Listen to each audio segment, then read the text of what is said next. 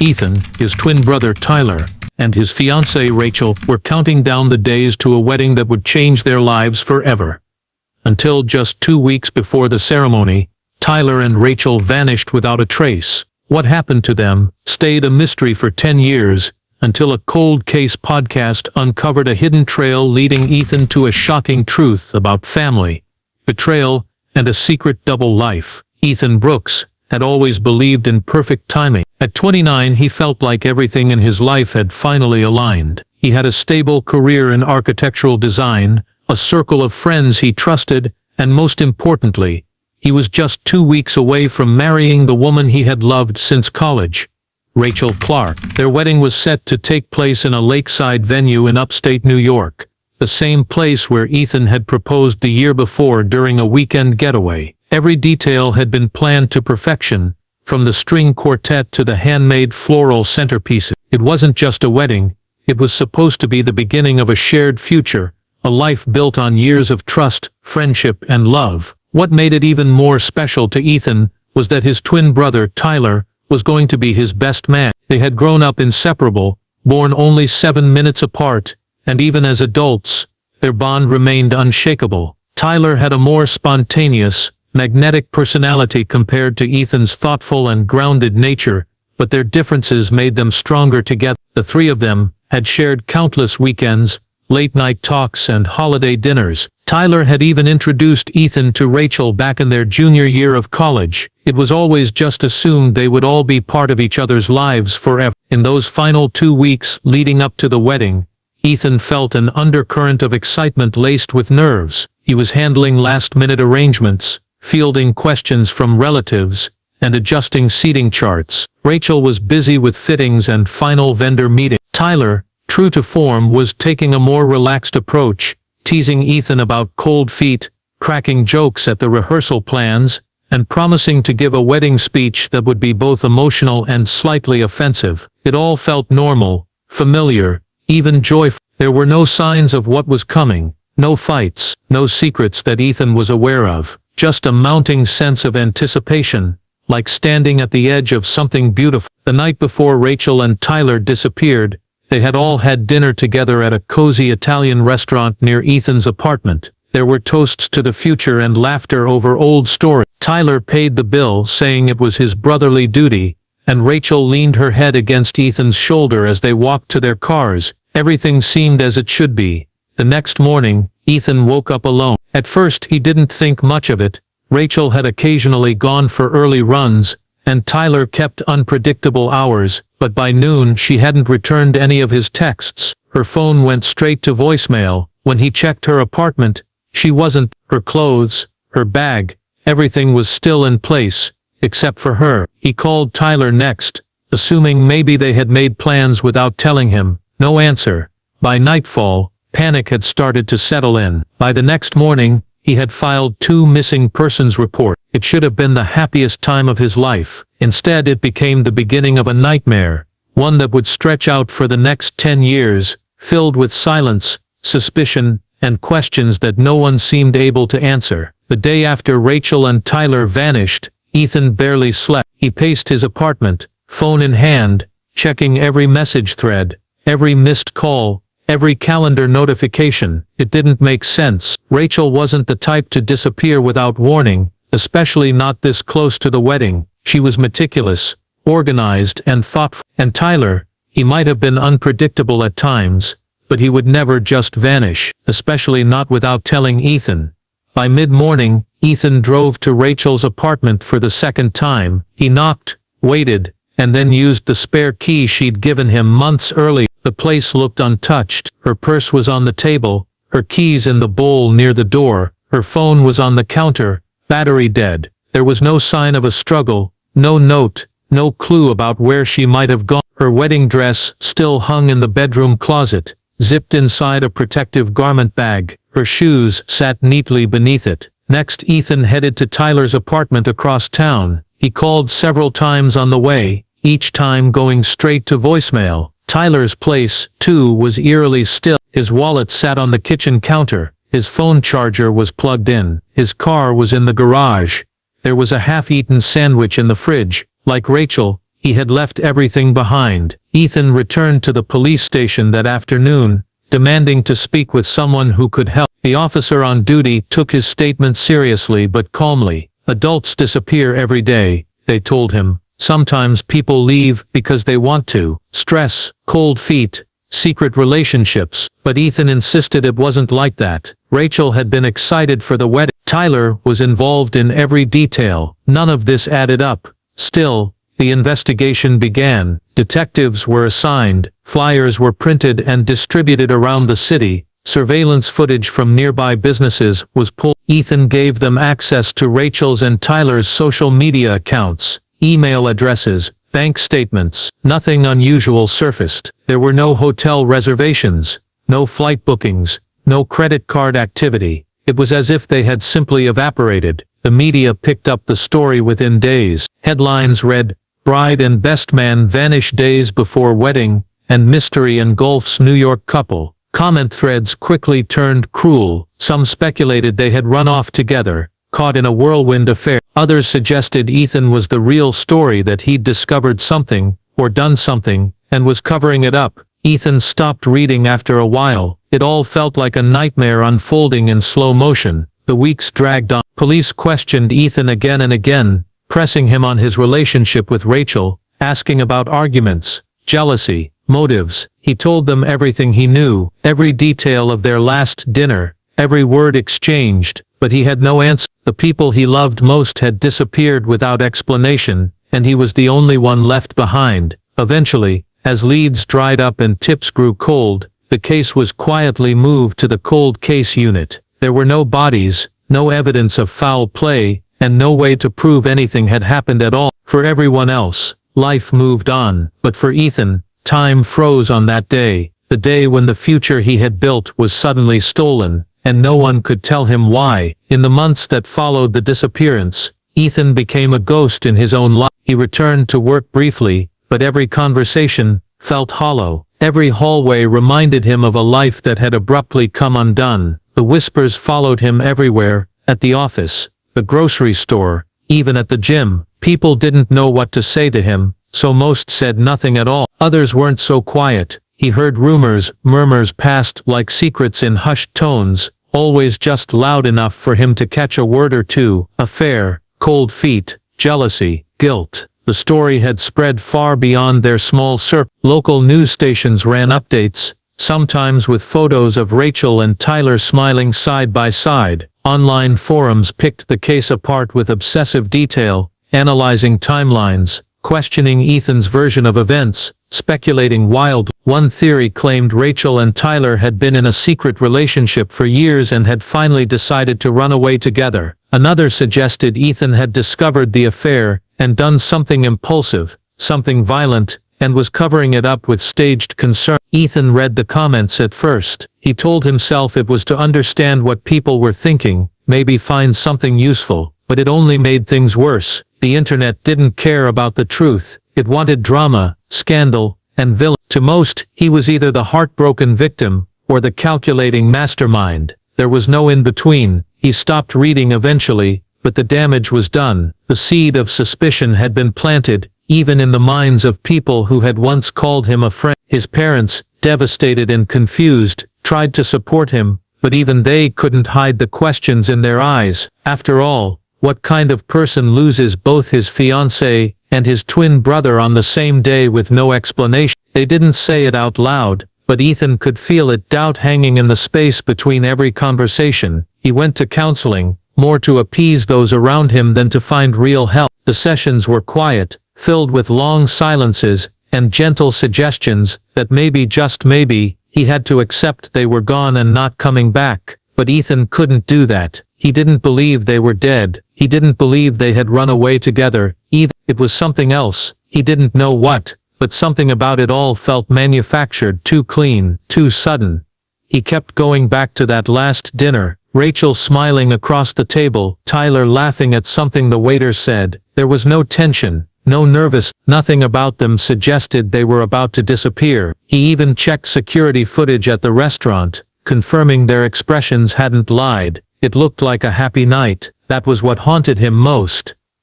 While others moved on, Ethan couldn't. He stopped celebrating holidays. He ignored birthdays. The wedding that never happened remained circled on his calendar for years. He couldn't erase it. He didn't want to. It was the last mark of the life he was supposed to have. A life stolen without warning, and the world, it seemed, had already forgotten. For years, Ethan's life felt frozen in place. After the initial shock of Rachel and Tyler's disappearance, he made a quiet decision. He wouldn't let the mystery consume him entirely, but he also couldn't let it go. He moved to a different city, hoping a change of scenery would help him heal. He took a job with a smaller architecture firm, kept his head down, and tried to build a new routine. But underneath the surface, the unanswered questions gnawed at him every day. Ethan's apartment was sparse but functional, just enough to get by. The one corner he never touched was where he kept a worn-out filing cabinet, locked tight and filled with all the evidence he'd gathered over the years. Police reports, newspaper clippings,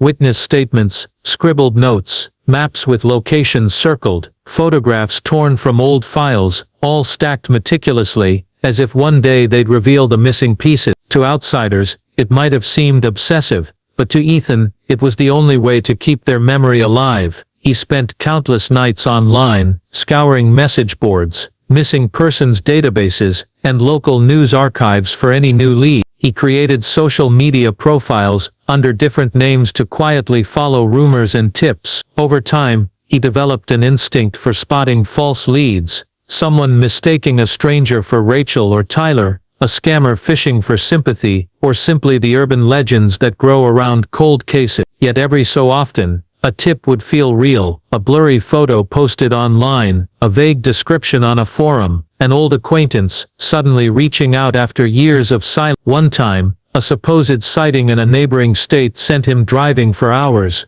only to find the person was someone else entirely. Another tip came through a private message from an anonymous sender claiming Rachel was alive, but afraid, living under a new identity. Ethan's heart raced with hope, but when he passed the information on to the police, it led nowhere. Still, he never stopped chasing them. The decades stretched on with few answers. Friends drifted away, tired of Ethan's constant search. His family tried to support him but gradually resigned themselves to the silence. He attended support groups for families of missing persons, but found little comfort there. Everyone's story was different, but the pain was the same. They all lived in a world of waiting, wondering and fearing the worst. Ethan's job performance suffered, and eventually, he lost the position he had held for several years. Without a steady income, he had to scale back his search efforts, but his resolve remained unshaken. He took odd jobs, freelanced, and lived frugally. His focus was simple: find out what happened to Rachel and Tyler.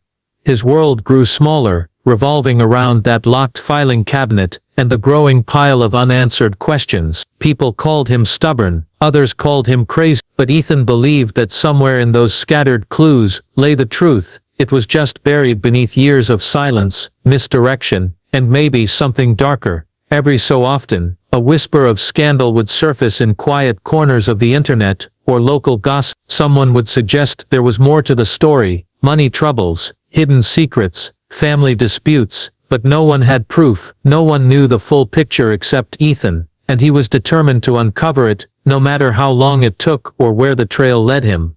He wasn't just chasing ghosts, he was chasing a life stolen from him, a twin brother and a fiancée who vanished into thin air, leaving behind only questions and a deep, aching void, and he wasn't about to stop until he had answered. 10 years after the disappearance, Ethan's life had settled into a slow rhythm, defined by quiet persistence more than hope. He still kept the filing cabinet locked, still checked his inbox for messages about Rachel or Tyler, but the years had worn on him, and his search felt like chasing shadows. Then something unexpected happened. A lifeline tossed in the middle of his long, lonely wait. True crime podcasts had exploded in popularity over the last decade, and Ethan found himself drawn to them. The stories of cold cases, unsolved mysteries, and disappearances felt personal, sometimes painfully so. One evening, while scrolling through new episodes, he noticed The Silent Vanishings, a podcast that specialized in forgotten missing person cases. It was a professional, well-researched show that dug deep into every angle. When he heard that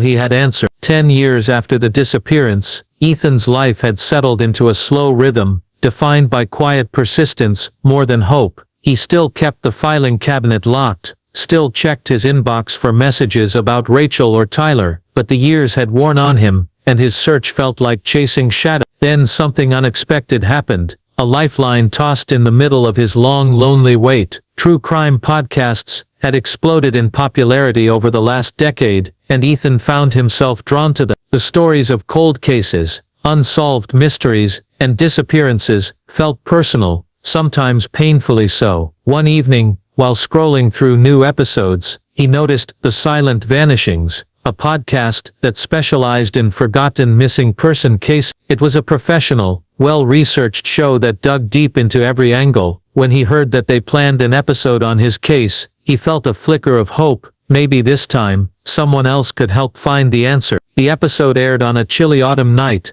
and it was different from anything Ethan had heard before. The host spoke carefully, presenting facts without judgment, inviting listeners to think and share information. The podcast even played audio clips from police interviews, showed pictures he hadn't seen in years, and pieced together a timeline with a fresh perspective. It wasn't just a retelling, it was an investigation reignited. Within days, messages began flooding in. Some were trolls and pranksters, but a few were serious. One stood out. A woman from Ohio claimed she'd recently seen a woman who looked exactly like Rachel. The woman was living under a different name and rented a storage unit on the outskirts of a small town. She described Rachel's appearance, the way she carried herself, quiet but cautious, like someone trying to stay invisible. The podcast hosts reached out to Ethan and offered to help follow up on this lead. For the first time in years, he felt a surge of energy. Together, they planned a trip to Ohio, determined to see if this sighting was real or just another false hope. The podcast team brought equipment to document everything, hoping their public attention might pressure the woman to come forward or reveal more. When Ethan and the team arrived, the town was small and quiet. The storage facility was old and tucked away near a highway, not a place most people visited often. Ethan's hands trembled as they signed in, given the strange mix of hope and dread swirling inside him. The unit number matched the tip exactly. Inside, the unit was dim and smelled of dust and old wood, but what they found was shocking. Wedding decorations from years ago, ribbons, paper lanterns, even a faded bouquet. A man's jacket was folded on a crate, embroidered with the initials T. There was a stack of old burner phones, each wiped clean, and a small pile of papers, including a yellowed photograph of the three of them. But in the photo, Ethan's face had been carefully scratched out.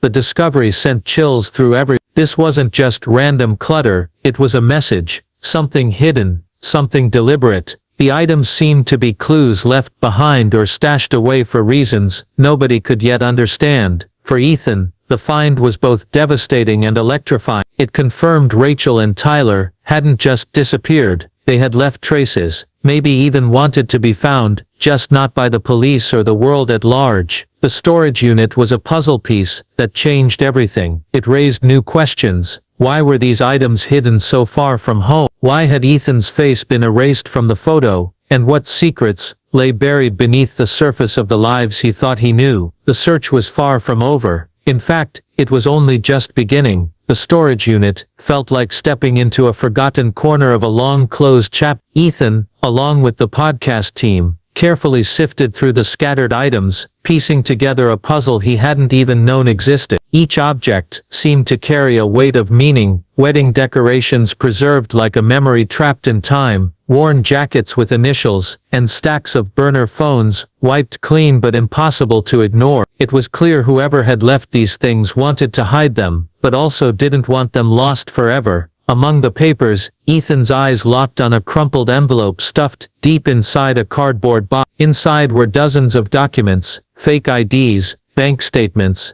and rental agreements, all issued under different names. Some were from distant states, far from where Ethan, Rachel, and Tyler had lived. The documents suggested someone had been living a double life, or maybe even multiple lives, with carefully crafted identities. The handwriting on a few notes matched Tyler's distinct scrawl, sharp and confident, but the names were not his. Ethan's mind raced. The pieces were starting to form a picture that was stranger and darker than anything he had imagined. Tyler hadn't just disappeared, he had disappeared on purpose, cutting off his old life to live as someone else. And Rachel wasn't just a missing fiancée, she was part of this carefully constructed secret. One folder contained a printed email chain from years earlier, showing Tyler communicating with a law firm about something called a trust fund. The emails were heavily redacted, but the words inheritance, heir and confidential stood out. It hinted at money, large sums tied to their family, locked away and accessible only to one person. The question burned in Ethan's mind, could money have been the reason behind the disappearance? The notion shocked him. He had always believed love was the center of their story, but here was evidence pointing to something else, something calculated and cold. Tyler and Rachel might have planned their vanishing act, not to escape, but to claim a fortune that Ethan never knew existed. It was a betrayal far worse than heartbreak. Ethan felt a wave of anger and confusion crash over him. How long had Tyler been planning? Had he ever truly cared about Ethan? Had Rachel? The lines between love and greed blurred in Ethan's mind as he stared at the carefully forged documents. As the podcast team recorded, Ethan took photos and made notes, his hands shaking. Among the items was an old journal, pages yellowed and edges frayed. It wasn't signed, but the handwriting was unmistakably Tyler's. Inside were cryptic entries, references to living a lie, fears of being found out, and mentions of someone who must never know the truth. One passage stood out. Tyler wrote about wanting freedom but being trapped by expectations and debts. It suggested a secret life lived under pressure, hidden from everyone, even Ethan, a life that had eventually forced him to disappear, taking Rachel with him. For the first time in a decade, Ethan saw the full scope of the mystery. This wasn't just about two people running away from love or life. It was a story about identity, money and deception, a story about trust, shattered in the most profound way. The storage unit held more than belongings, it held answers, but those answers brought new questions. Who else was involved? What secrets were still buried? And most haunting of all, how could two people he loved so deeply lead such a double life, without him ever knowing? Ethan left the storage unit that day with a heavy heart and a restless mind. The disappearance wasn't what he had thought, it was something darker, more tangled, and now, armed with these new discoveries, he was determined to uncover every last truth. The revelations from the storage unit were just the beginning. Back home, Ethan pored over every document and photo again, trying to piece together the timeline and motives hidden beneath layers of secrecy. The more he dug, the more complex the story became. The forged identities, the trust fund, and the journal entries hinted at a life none of them had fully understood. A life built on secrets so deep that even Ethan, the twin brother, had been kept in the dark. As days turned into weeks, Ethan focused on the financial clue. He contacted private investigators recommended by the podcast team and requested access to public records in several states. Slowly, a pattern emerged. Tyler had been funneling money through various shell companies, all linked to a shadowy web of accounts with different names attached. The trail led to a small town in the Midwest, thousands of miles from their home, where a quiet life had been carefully constructed behind false papers. Ethan traveled there, hoping to find more tangible answers. The town was small and close-knit, with no obvious connection to his family or his old life, but the locals remembered a man matching Tyler's description, quiet, reserved, kept to himself, and rarely seen with anyone else. The woman accompanying him, they said, was new to the town but always seemed anxious, wary of strangers. Though no one knew their names, the descriptions fit Rachel and Tyler perfectly. While in town, Ethan discovered a local storage facility, different from the one in Ohio. Ethan's relentless search for Claire led him to a quiet town, nestled deep in the countryside. A place where whispers traveled quickly but secrets were fiercely guarded. The air felt thick with suspicion. The moment he arrived, people eyed him warily, a stranger poking around old stories they preferred to forget. Still, Ethan pressed on, fueled by the knowledge that Claire held the key to everything. The money, the disappearance, the tangled web of lies. He started by visiting the local library, scanning through dusty archives and old newspapers. There he found traces of Claire's past, headlines about a sudden financial scandal, lawsuits filed by her former business partners, and hints of embezzlement that had rocked the town years earlier, but nothing concrete. Claire's name disappeared from public records almost overnight, vanishing as cleanly as Tyler had. It was clear she knew how to erase herself. Ethan managed to track down a few locals who had known Claire or had some connection to her. Their stories were vague, cautious, and often contradictory. One said she was charming but ruthless. Another that she had manipulated the family's finances to her advantage before fleeing when the walls closed in. Yet another claimed she had threatened those who tried to expose her. No one wanted to speak openly, but their silence spoke volumes. Determined to break through the walls of silence, Ethan began asking about Claire's connections to Tyler and Rachel. Some villagers remembered seeing a young woman, quiet and nervous, accompanying Claire in the final months before she disappeared. It matched with the journal entries Tyler had left behind, someone powerful keeping watch, controlling events from the shadow. One elderly man who finally agreed to speak after hours of gentle questioning, hinted that Claire had been more than just a businesswoman. He called her a master puppeteer, someone who pulled strings behind the scenes using threats and manipulation to keep the family under her thumb. He warned Ethan to be careful, that some truths could destroy more than just reputations. They could ruin lives. The warning didn't scare Ethan, it only strengthened his resolve. He knew Claire was dangerous, but now he had to find her. The pieces of the puzzle were falling into place. The inheritance, the fake identities, the sudden disappearances, and Claire was at the center of it all. Ethan's next breakthrough came unexpected. While investigating property records, he found that a safe deposit box had been rented under one of Claire's known aliases. It was registered in a nearby city just a few hours away. Without hesitation, Ethan drove there, hoping the box might hold the final clue. At the bank, the process was slow and bureaucratic, but when the box was finally opened, Ethan found its contents chilling. Stacks of documents detailing financial transactions, forged wills, and even personal letters implicating Claire in schemes to control the family's fortune. There were also photos, some of them dated just before the disappearance, showing Claire meeting secretly with a man who looked disturbingly familiar. Ethan recognized the man immediately. It was their father, someone who had always been a distant and complicated figure in their lives. The photographs suggested a dark alliance between Claire and their father, one that Ethan had never suspected. Could it be that Tyler and Rachel's disappearance was tied to a family betrayal far worse than he imagined? The discovery raised new questions. Had Tyler and Rachel vanished to protect themselves from the dangerous forces within their own family? Was Claire the mastermind behind a plan to control the inheritance at any cost? And where did their father fit into this twisted story? With the pieces closing in, Ethan felt the walls around him tighten. The search was no longer just about finding two missing people. It was about exposing a legacy of deception, greed, and betrayal that had shaped his entire life. The truth was within reach, but Ethan knew the final revelations could come at a steep price. After years of searching, chasing leads that faded into dead ends, and facing threats that tested his resolve, Ethan finally stood on the edge of the truth. The tangled web of lies, secrets, and betrayals that had kept Rachel and Tyler hidden was unraveling, piece by piece. But the final chapter of this story was more complicated and darker than he had ever imagined. The documents, photos, and letters he had uncovered painted a grim portrait. Tyler and Rachel hadn't simply vanished to escape life. They had been pushed into hiding by a powerful alliance between Claire and their own father. Together, these two had orchestrated a plan to control the family fortune, manipulating events and people with ruthless precision. Tyler's double life, the forged identities, and the scattered clues were part of a desperate attempt to protect Rachel and himself from that very power.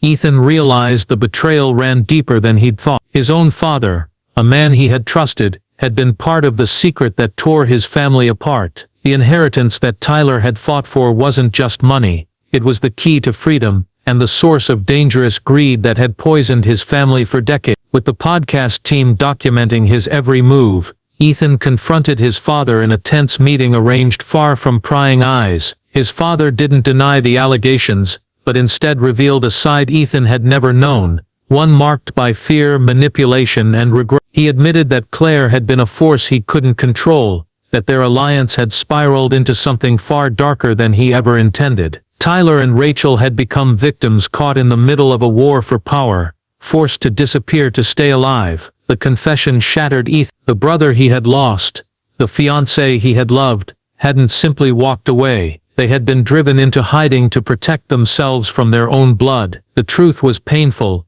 but it gave Ethan something he hadn't had in years: closure.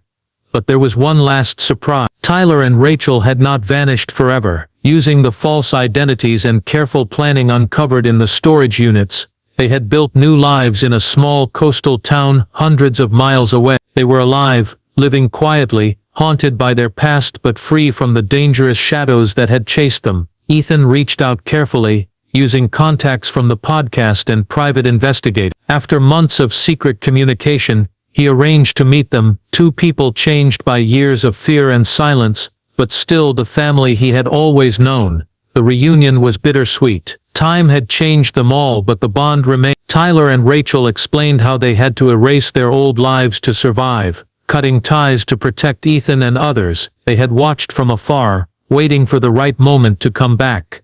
Ethan understood then that their disappearance was not a betrayal but a sacrifice. The love he thought was lost had endured in a different form, hidden beneath layers of fear and necessity. Together, they began to rebuild. The truth about the family's dark secrets came out slowly, with the help of the podcast and authority. Claire was arrested, and the tangled financial web unraveled in court. Their father faced consequences, but also sought redemption in his own way. Ethan's journey had taken him through pain, danger and heartbreak, but it ended with truth and hope. The mystery that had consumed a decade of his life was finally solved, revealing a story far more complicated than disappearance. A story of survival, sacrifice, and the unbreakable bonds of family.